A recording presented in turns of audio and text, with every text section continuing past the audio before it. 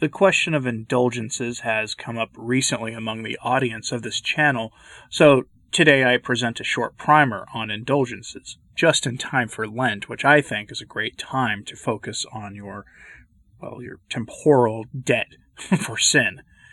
Now, indulgences are an ancient practice, and they go back to the earliest days of the Church, despite what some of our so-called separated brethren have to say on the matter. Records of indulgences being granted and earned go back to antiquity. They are not a new concept that came into being in the time of St. Thomas Aquinas or anything of that nature. Rather, the Church has offered indulgences as a remission of the temporal debt of sin for a long, long time. The issuing of indulgences is tied inseparably to the concept of purgatory, and purgatory is a dogma of the Catholic faith. The arguments for purgatory itself are better left to apologists and clergy, and I'm sure Sensus Fidelium and similar channels have some great homilies on the reality of purgatory from a purely traditionalist perspective. As for indulgences, let's start with the most trustworthy source on this topic, magisterial authority, and in this case, the Council of Trent. First, the Council of Trent says the following in its 25th session, quote, Third decree issued on the 4th day of December.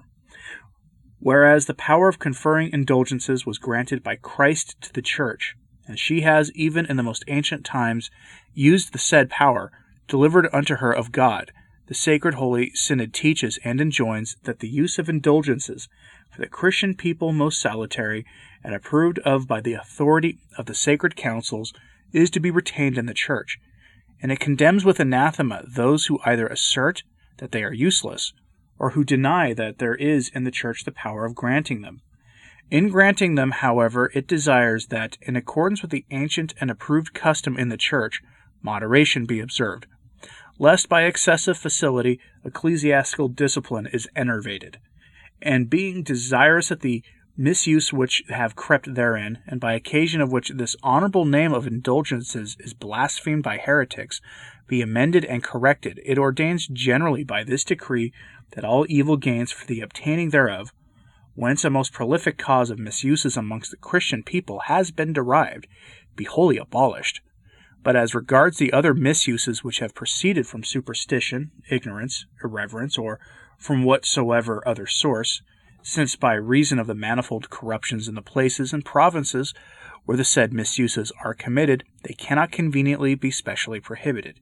It commands all bishops diligently to collect, each in his own church, all misuses of this nature, and to report them in the first provincial synod, that after having been reviewed by the opinions of the other bishops also, they may forthwith be referred to the sovereign Roman pontiff, by whose authority and prudence that which may be expedient for the universal Church will be ordained, that this the gift of holy indulgences may be dispensed to all the faithful, piously, holily, and incorruptly. End quote. What is an indulgence? Catholic.org provides a decent definition. Quote, An indulgence is defined as the remission before God of the temporal punishment due for sins already forgiven as far as their guilt is concerned. The first thing to note is that forgiveness of a sin is separate from the punishment for the sin. Through sacramental confession we obtain forgiveness, but we are not let off the hook as far as punishment goes.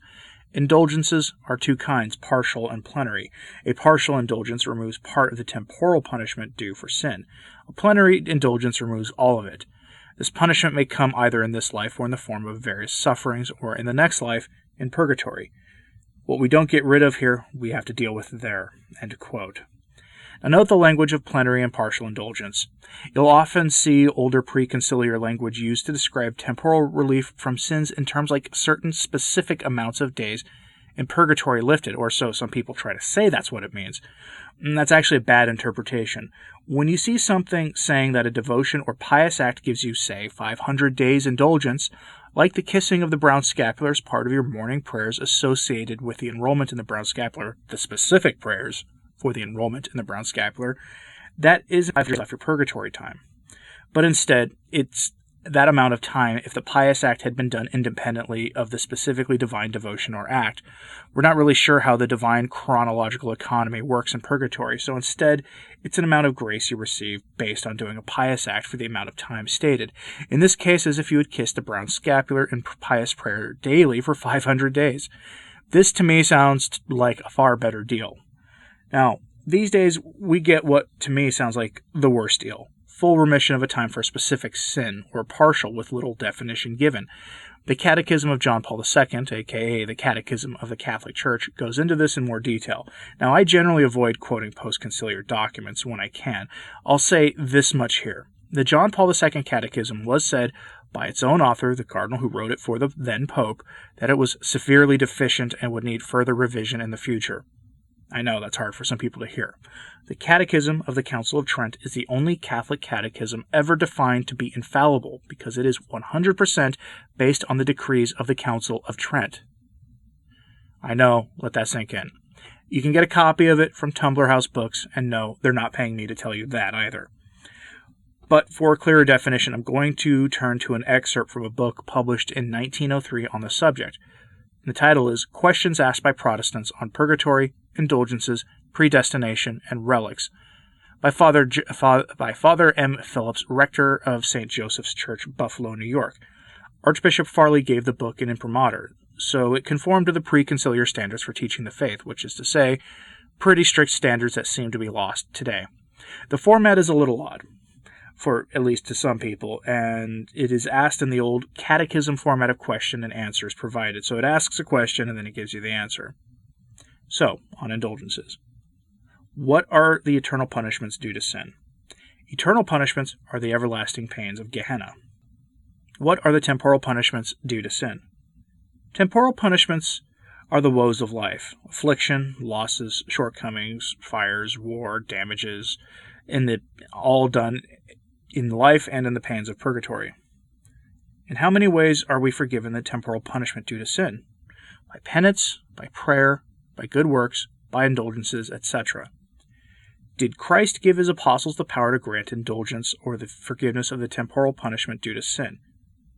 Yes, Christ gave this power when he said to Peter, I will give to thee the keys of the kingdom of heaven, and whatsoever thou shalt bound upon earth shall be bound in heaven, and whatsoever thou shalt loose upon earth shall be loosed also in heaven. Is it lawful for the Church to charge money for the granting of indulgences? No, the Catholic Church has at all times forbidden such actions. Did not the Pope charge money for the granting of indulgences when he wished to build St. Peter's Church? He did not, but ordered that people who wished to gain an indulgence should first have their sins forgiven by a good confession, then as an act of penance they might pay some money towards St. Peter's Church, but no one was obliged to pay this, as there were many other means to have the temporal punishments forgiven. But Tetzel, a Dominican monk, told the people that paying anyone $1 could gain an indulgence of their past and even future sins, is the question here. The answer is, if Tetzel really said this, then he acted contrary to the teachings of the Church, who never approved of such teaching. Good authorities tell us that Tetzel never said it. In the thesis which Tetzel published in 1517, he states that for the gaining of indulgence is required sorrow, a good confession, and communion, fasting, visiting the church, and that an indulgence does not forgive sins, but only the temporal punishments of past sins, not of future sins. Why does not God forgive sins with the mediation of priests and popes? God could easily do so, but he had good reasons in leaving it to the ministry of priests. First, priests act in the name of Jesus, and they correct the sinner in his evil ways. Secondly, they impose a penance on the sinner, as Jesus would do if he were still on earth. Thirdly, the sinner has more certainty about God's friendship, and is not left in a lifelong doubt about the forgiveness of his sins. Indulgences forgive the temporal punishments imposed by the Church, but those not imposed by God. When Christ gave the power of forgiving punishments, he said, Whatsoever you shall loose on earth shall be loosed in heaven. Whatsoever means all kinds of punishments, those imposed by the Church as those imposed by God. Now, what is meant by the treasury of merits in heaven? By this treasury we mean the infinite merits of Christ, the superabundant merits of the Blessed Mother, and of the saints. Christ gave his Church the power to distribute these merits to penitent sinners, and remit to them the temporal punishments due to their sins. People will lose the spirit of doing penance, seeing how easily temporal punishments can be forgiven. No, to gain an indulgence is required a contrite heart free from sin, and aversion to all inclinations to sin. To people who are thus disposed, the time of penance can be easily shortened. End quote. The time of penance can be easily shortened if you are properly disposed. Much of this has to do with our interior state, with the state of our heart. One of the reasons why we're told to make a good confession, right? And I'm not sure where you can get that book these days. I mean, it was published in 1903, but you could probably go look for it online. It wouldn't surprise me if at some place like Abe Books or eBay or Amazon they've had an old copy. Maybe Tumblr House is reprinting it. I don't know. It might be worth checking. But Catholicism.org has the excerpt that I quoted here. But note the requirement for indulgences: a contrite heart, free from sin, and an aversion to commit sins again. Generally, this means you should go to confession before gaining indulgence. But guess what? You should be going to confession regularly, weekly if you can. Lent's a great time to fix that habit in your life. Have you ever noticed that the confession lines at your parish are short, but the communion lines long? Look, I live in rural America, where there's literally only one diocesan parish with regularly scheduled confession hours, and that place has relatively short lines for confession and very long lines for communion. Most of the folks there aren't going elsewhere for confession. So please, take confession seriously. No, I'm not calling them out either for that. This is a common issue. But again, take confession seriously. Take the sacraments seriously. Many of the devotions I have done videos on in the past come with their own indulgences. You can find indexes for these indulgences online. And I'm going to close this with a simple request from you. I have been looking for a list of all the indulgences that can be granted for doing the sign of the cross with reverence, and there's a boatload of them. I want to find there is a list somewhere online. If you know, or if you can tell me what book this is in, I need to find this. I want to do a video on this because it is one of the most simple indulgences you can gain.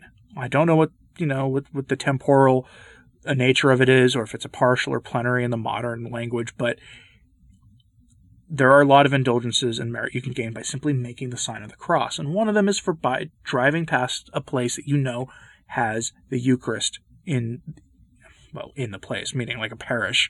Or if you know of someone's house that has been given the permission to have our Blessed Lord physically present in the Eucharist in their home, some people have that privilege granted by the bishop. If every time you drive by, you make the sign of the cross and you gain an indulgence for that. But there's a lot more.